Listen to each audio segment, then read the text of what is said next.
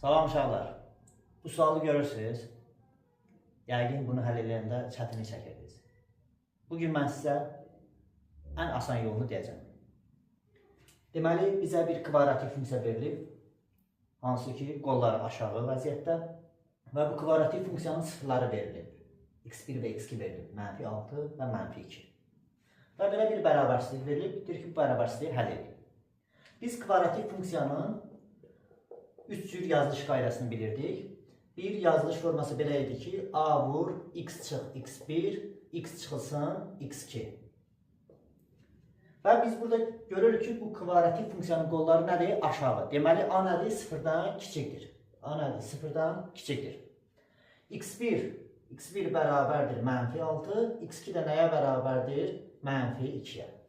Gətirib burada yerinə yazsaq, olacaq a vur x çıx 2, x çıx 4, vur x üstə gəlinsin nə olacaqdır? 6, x üstə gəlinsin nə olacaqdır? 2. Böyük bərabərdir, nə olacaqdır? 0.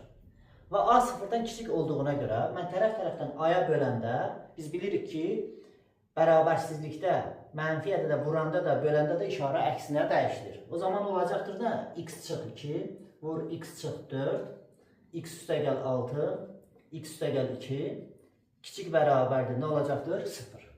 Sonra nə edəcəksiniz? Ədəd oxu üzərində sıfırları qeyd edəcəksiniz. Sıfırlar nədir? -6, -2, 2, bir də ki nədir? 4.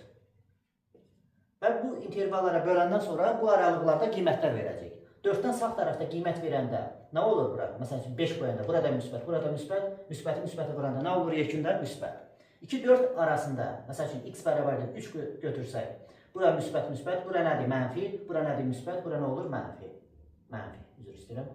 Bura nə olacaqdır? Yekunda müsbət olacaqdır, bura mənfi, burada nə olacaqdır? Müsbət bu qaydada gedəcəkdir.